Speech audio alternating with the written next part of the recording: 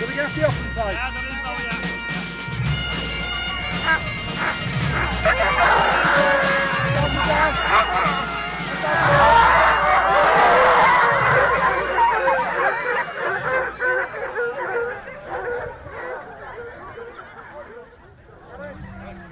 My name is Michael John Buckley, I'm a member of Clyne Harriers. Primarily we're from Blarney Street. Most of the members are from Blarney Street and surrounding areas. We're a very strong club. We're there for the last 50 or 60, 55 years. My father was a founder member of the club. He lived in Blarney Street as well. And so, there was never a day in my life that they went to hound outside in the back garden. Like when we moved up we lived in Bakers Road, in the Grand Abroad side of it. Father had dogs up there, which we were born and reared up there. But there was never a day they wouldn't the dog out the back garden. And even when I got married, my wife's family were into the hounds as well. So we bought a house below in Blarney Street, and when I came back from the honeymoon, I had about 13 dogs out the back. That would include pups now as well, the hounds and terriers and things like that. Which when I think about it now, how I was able to walk up to Blarney Road. But she was well into the dogs as well. Her family were great doggy people. Like, they were a different club, they were belonged to Northern United. And we're one of the strongest clubs there at the moment, you know. Like, it's hard to keep dogs in the city now anymore, though.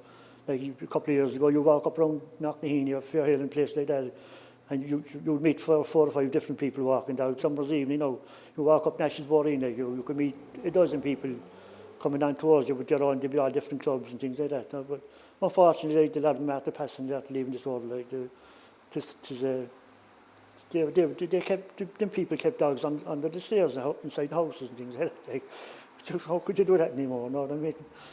On this I ponder, where'er I wander, and the scruff under sweet Cork of We're at the start of Nash's Boreen, on the Fairhill side of it, between the Fairfield, and between the Fairfield and Hollyhill entrance, This area would have been famous in the north side, like it is the stronghold of Draghunting, One time you had 4 clubs sharing this venue, you had Fairhill, Northern Hunt, Northern United and Clyne Harriers, And when the Draghunting used to be on here in the summertime of the year, like, there could be 200 or 300 people, like, children from all over the place. The lads would gather out of the local pubs and come up to watch the Draghunting, You couldn't get a car up outside the pub below, like, even up the lane. There used to be hundreds of people here. Or one Draghunt, the Northern Hunt Draghunt. It starts below, will it be Lower Killeens, like, to be the Bog Road. And we'd start at the Blarney side of that. And the dogs would go up then for All Saints Well, which is a famous landmark in the north side, They go to All Saints Well, and they'd run parallel with the Bog Road, then a place called what we call the Nobby. They'd come down then, they'd cross the Bog Road, the red gates as we call it, like, and they'd run in them from the Pier 6. They'd come up by the back in the Pier 6 pitch. They'd come in all here, the stone wall as we call it. We'd cross Nash's then up further and up for the Crappy Boy, which is a famous mark in the north side, in the troubled times, like, behind the water tower, yeah. And we'd run out then for Faggot Hill. We'd run down the side of Faggot Hill, and we'd be back into the finish, We used to run a lot of practice drags here on this spot years ago, the Haggart we used to call it, used to be known as the Haggart. And the rounds may pass as we drink in the token of love. Here's to every hand that mine can expand, and to doors up in heaven above. Here's it to every hound who knows his ground, no matter where they are. To would-be Connie Dial's delight, if every dog here tonight had a heart like the armoured car. This is more or less a working man's Where you sport. feed it, what The they- English keeper is an individualist. That's right, of course. That's Because all. our hounds are bought by the club. They are, and but they're then- given to a man whose name will come out of the hat. Is that right? That's and right. he's approved by He the gets it. committee as a good keeper for the sound. Draghunting, a bit like bowling, would be regarded at the time as a poor man's sport. The Harrier clubs were more small farmers and working men in both city, town and country, whereas the hunt clubs are more gentry, landlord gentry, and large farmers with certain economic and social pretensions. They would also be involved in the big hunt clubs. But the Harrier clubs started as trencher fed. Trencher fed meant that they would group in an organisation where there might be 10, 15, 20 members, and they would feed a hound, whereas the big hunt clubs would have kennels and professional huntsmen and staff. And the Harrier clubs, as they evolved, they would be supported by farmers and working men, and the hounds would be fed in each house of the members involved in the club. The same was the case in the towns and cities, and city clubs had an advantage because there was butchers and abattoirs all around them, and they were better trained because the trainers, the men in the city clubs that owned these draghounds, they were all working in breweries and industries around the city, draperies and all that. So they had time off. They had regular hours, and they probably had better wages vis-a-vis the country labourer who was working long hours and probably for less money. In fact, another source of nourishment for these hounds was the stout, the dregs of the stout and the porter from the breweries, which is very healthy for hounds' health. So, and then of course, as time went on, the divisions between the hunt clubs and the Harrier clubs became mixed up in nationalism, in the sense that a lot of the hunt clubs were more unionist orientated, whereas the Harrier clubs are obviously more nationalist. And during the Land War, a lot of tenant farmers boycotted the big hunt clubs and they barred them from their lands from hunting. And it was in that milieu then, or that atmosphere then, that the Harrier clubs evolved.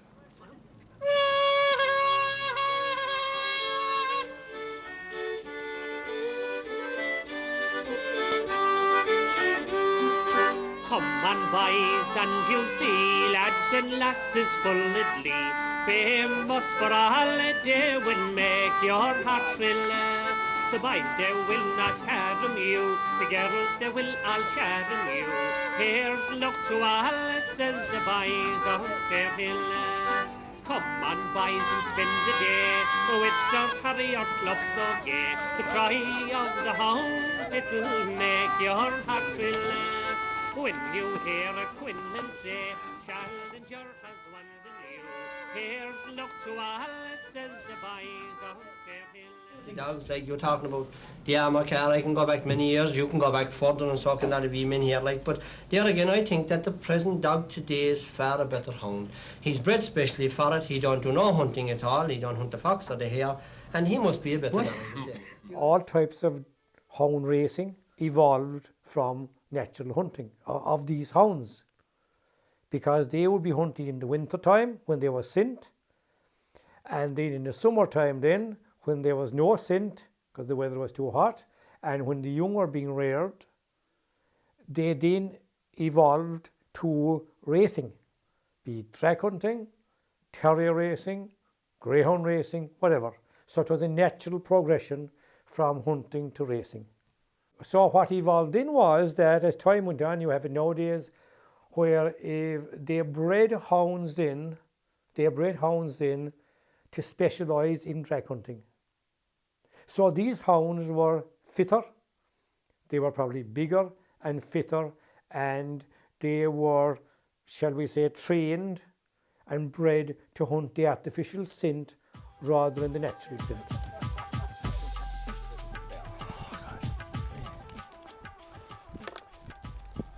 There's 2 pints of paraffin now per quarter for the pullers, and we'll add an ounce of aniseed in. That's the main part of the mix now, really. That gets the dogs around the course, you know. So that'll be given to the lads then, and they'll wet the rags there. Look, they're the rags for the hunt, you know. Divided into 4 quarters, and the lads will soak the rags then at the divide and head off through the course. And every 7 or 8 minutes then they'll throw a small drop on at a gap, you know, throughout the course of their quarter.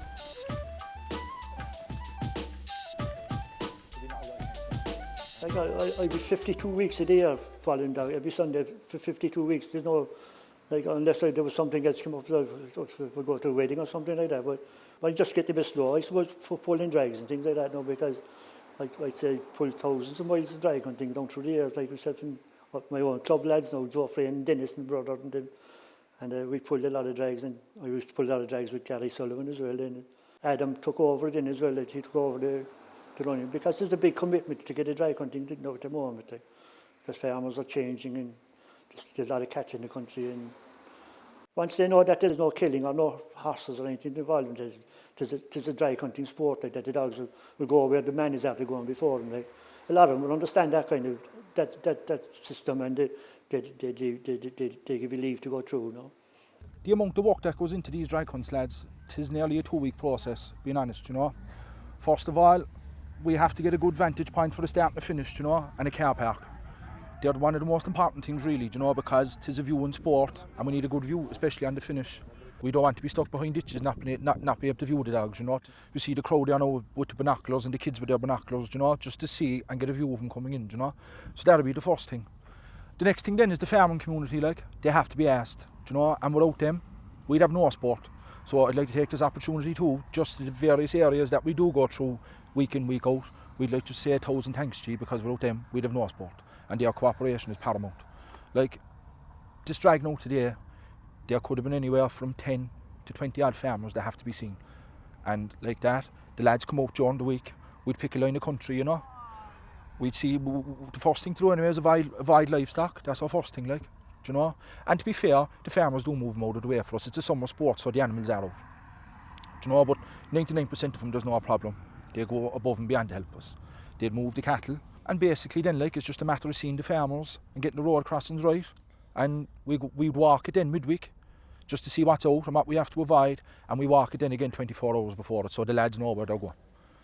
And you know, that's, but like that, like, the lads there now, like, on the committee especially, there's a lot of younger lads on the committee now this year, you know, and we've young families, like, and it is a big commitment on the committee, like, you're trying to be out here after work at 5-6 o'clock, trying to get things done. Same on Saturday, we're here all day now again, today now since maybe 11:30, 11:45, you know, so there's a great amount of work goes into it, you know. You know, we are getting a kick out of it.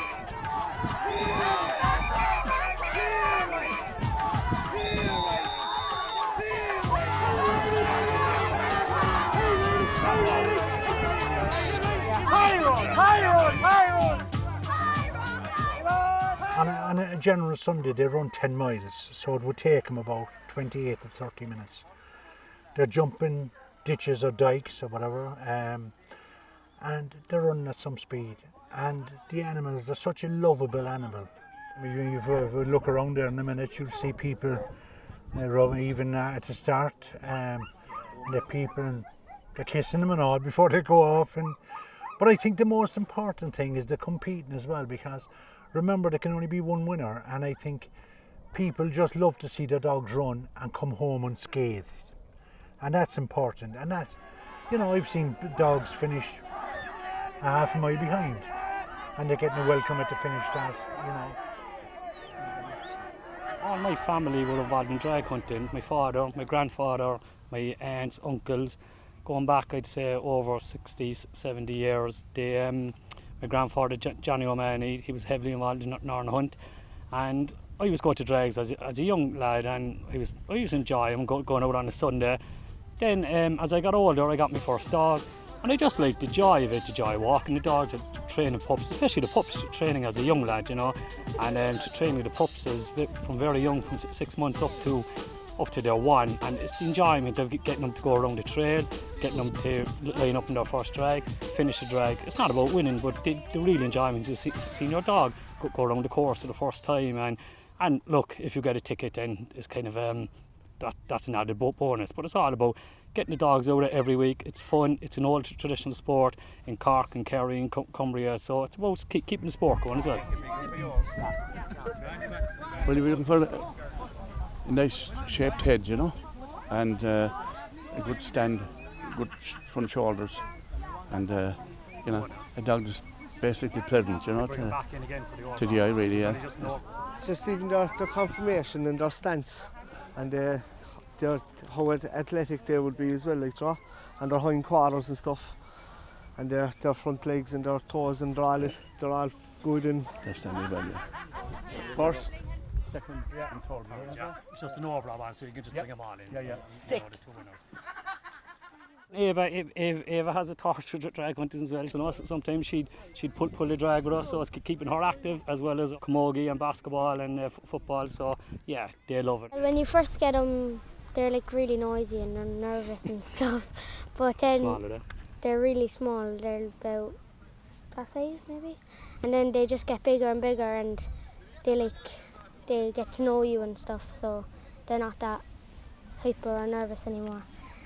I suppose they're treated like pets, you know, like they're on even though because they are athletes, because they're running over, pups run over about a 5 mile course, and when they progress into the adult grade, it goes up to about a 10 mile course. So you kind of treat them as athletes, you know, by the food you give them. It's all lean stuff, especially in the racing season, but they're part of the family. They're pets, you know, you treat them as pets. We have them from 6 months old right up to their 8, 9 or 10, you know, so they kind of race in the senior maidens up to they're about 6. This year we introduced a new grade, which is veterans, and it's for dogs over 6 years of age, and it gives them a chance to continue racing, to do what they love doing, and that's us out racing in the country, cross country.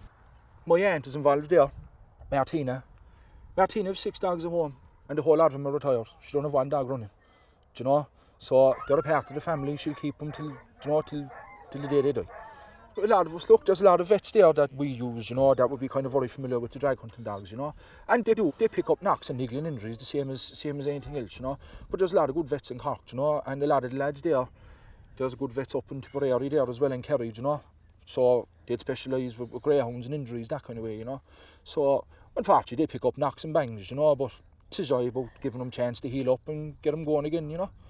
But it's the same as any sport, like, just like a rugby player or a boxer or a hurler who does niggling injuries with it too, you know. But so look, all the lads here know what they're doing, and look, the dog's welfare is paramount. You know, they're treated, they're fed better than boxers, like. Yeah, I suppose they get the best of feeding, really, all them racing dogs. You'd only look at them on a Sunday, they'd be they'd be in immaculate condition. Most of the all of them really. They're fed better. They reckon they're fed better than themselves, because my particular dog, no, just like everyone does the same, but she'd get chicken and beef, like boiled chicken and beef at the same time, and she'd get rice and pasta, brown bread. Most of the time, some you'd have to know your own dog to know what to give him. But I found that would be the best feeding for her. No, she'd get raw meat, no, but I didn't think that was suiting up, so I was buying it, and she came better than the end of it. Could we interview the dog? This is Paige, just my girlfriend's niece, and she gives me a hand there from time to time, in fairness to her now, when she comes out to the drags, and she'll help me any way she could, you know. We have an old pup now for next year as well, so hopefully now she'll give me a hand and keep the old flag flying, won't we? Probably.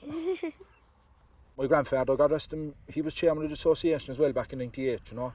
So it is a good family tradition, and my grandmother Brenda, as I call her, being a nutritionist, she don't come to as many drag hunts now, but still she's a great help at home. She's the backbone of it, being honest, you know. She looks after all the feeding for us, she boils all the meat, buys everything for us.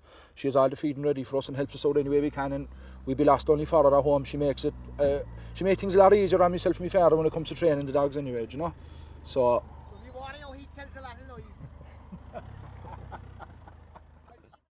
she'd be there, I often see her out feeding them, and washing them out and things like that. You know, she's getting a bit, she's going on a bit of age now, obviously.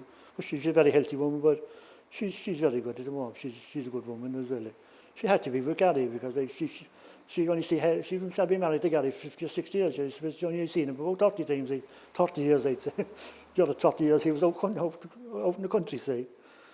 Gary often came in, I often see Gary coming in after a day's walk, like it could be 11 or 12 o'clock at night. Like, and he'd take out the dogs in. He'd take out the dogs where he'd have the other time. He'd be out for half an hour or no. He'd have to walk him before he come back, before he go to bed. He was that dedicated to the sport now. It's just a story, didn't it? Myself and Gary went down to, we were finding it hard to get courses for the Draghunting. Christy Keaton, no, myself and Gary and Christy Keaton. Bernard Allen was the Minister for Sport. And we went down to, he had a clinic below there in Pat's Barry, I think down there Mulberry Road or something like that.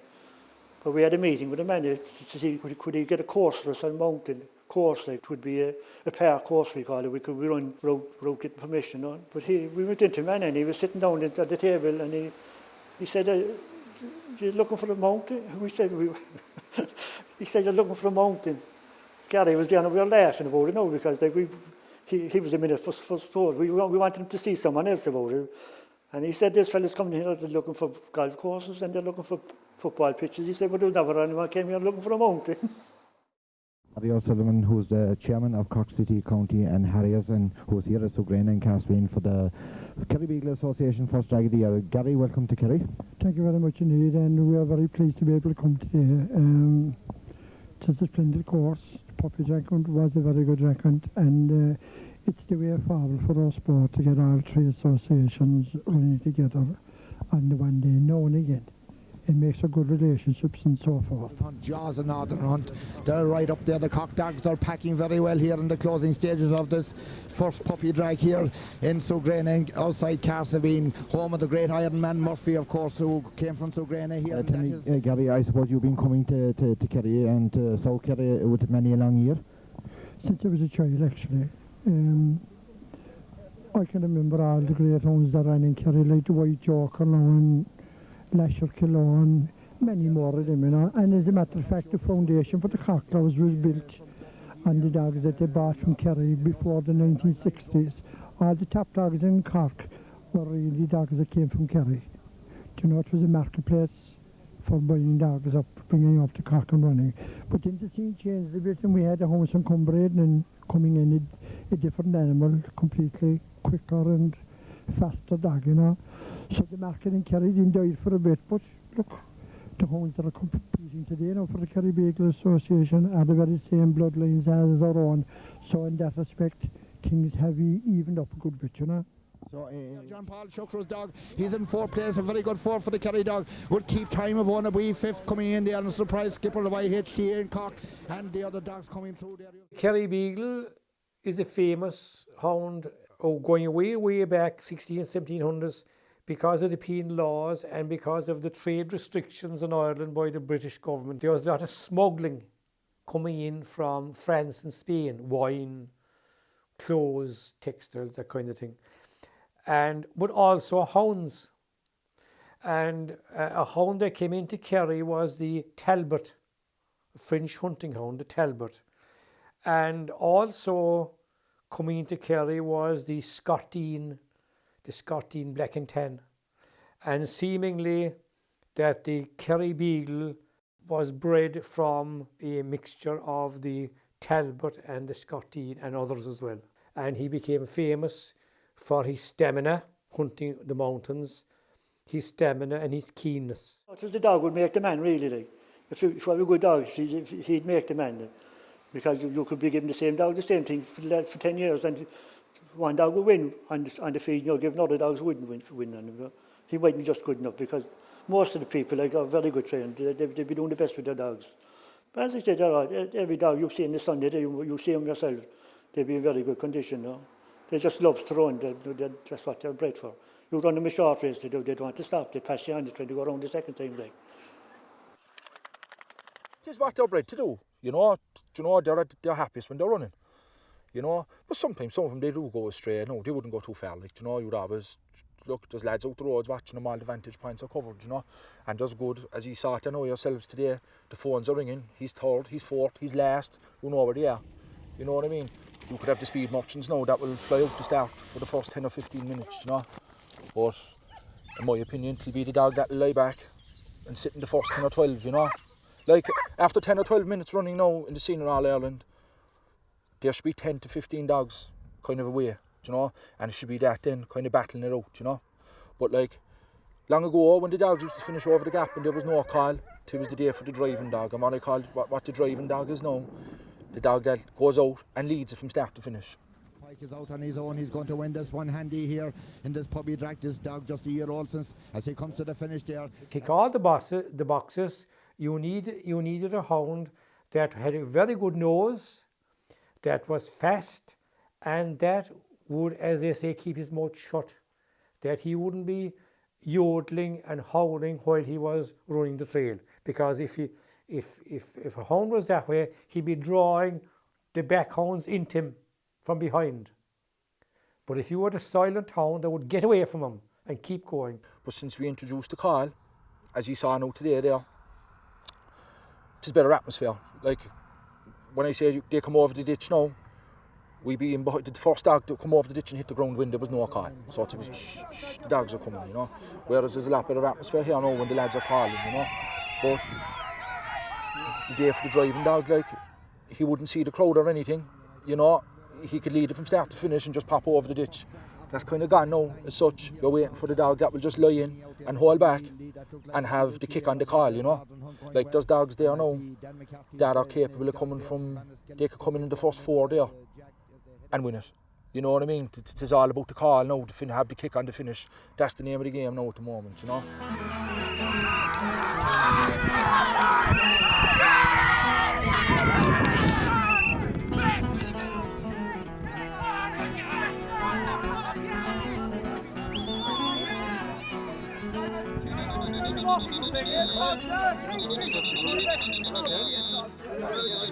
What you'll be looking for in the Senior All Ireland is just something that will lie in and bide its time. And once it kind of hitting the 40-minute mark, 42-minute mark, do you know, he's only biding his time as such. Do you know what I mean? Just wait till the crowd comes in and the call goes up then and gone. For the stranger to see 70 fellas inside the field shouting and roaring, waving dishes, you know. Once you know what's going on and stuff, look, 'tis a great. But in my opinion, it's one of the best sports, and I think it's the best sport in the world, you know. I'd be a bit biased with it now, because I'm at it since I'm a child, like, but, you know, we all get a kick over it. We wouldn't be here otherwise, you know. You see our dog coming over the line there in front, like, all the lads here would tell you the same. It's the best feeling in the world, like, you know. You're out there before work. We're walking them, feeding them, giving them the best treatment that you can. And for them to repay there and come over the line there and get a win. Especially on the big days there. That's what it's all about. You know what I mean? Well done, girl. Well done, Minnie. Well done, girl. Like the dedication that goes in, it's like looking after a child basically. You know, they're such a kind animal, and I think for any kids, you know, times have changed so much. Even though you will see a few kids around here today, you know, today, getting people involved has become the biggest challenge in the sport at the moment. And like, you know, may I add that for people that do not know the sport, it would be worth any Sunday. The coverage is on Tuesday and Friday on the Echo, so that people will know where to go. But just to see these animals in action, it's a fantastic sight, you know. So look, the dogs enjoy it just as much as ourselves, you know. You can see it there now today, it is what they're bred to do. They wouldn't be going around doing it if they didn't enjoy it, you know. And so look, at the end of the day, it is a sport, you know. We all come out and enjoy ourselves. And as long as the dogs come home and we have them and we line them up again and go next week, that's what it's all about, you know. There's great friendships there. There's rivalries too, same as any sport, you know. We're like friendly rivalries, you know. You got to have a bit of crack as well. And we'll go back and do the presentation there later on, and there'll be a couple of points tonight and no sing-song, sure, and look, that's what it's all about.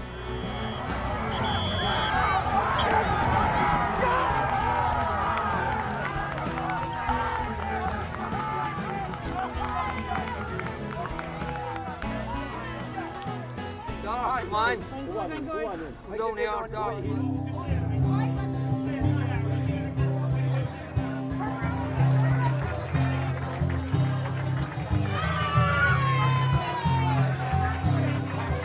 You can view it from farewell if you're ever past You go up to my house or any member of any club and I'm going to talk about the whole association in general. We wouldn't part any of our dogs, let's be honest about it, regardless of where they come from. Because we have too much mess in them, and we love them too much. And this is, you're talking about... You know Blue was mighty true. You know Blue was a good old dog. Blue treat a possum and a hollow log. You know from that he's a good old dog. Blue treat a possum out on a limb. Blue looked at me and I looked at him. Grabbed that possum, put him in a sack. Do me and Blue till I get back. Yeah, ring. Yeah, ring, yeah. Yeah, ring. Yeah, ring, yeah. Old Blue's feet was big and round. Old Blue's feet was big and round. Never allowed a possum to test the ground.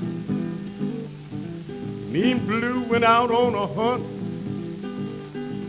Blue treat a possum in a hollow stump. You know Blue was a good old dog. Blue treat a possum in a hollow log. You know from that he's a good old dog. But old Blue died and I dug his grave. I dug his grave with a silver spade. I let him down with a golden chain. In every link I called his name. One Blue, you good dog, you. One Blue, you good dog, you. Blue laid down and died like a man. Blue laid down and died like a man. Nice green possum in the promised land. I'm gonna tell you this to let you know. Old Blue's gone where good dogs go. When I hear old Blue bark, when I hear old Blue bark, Blue treat a possum in Noah's Ark. Blue treat a possum in Noah's Ark.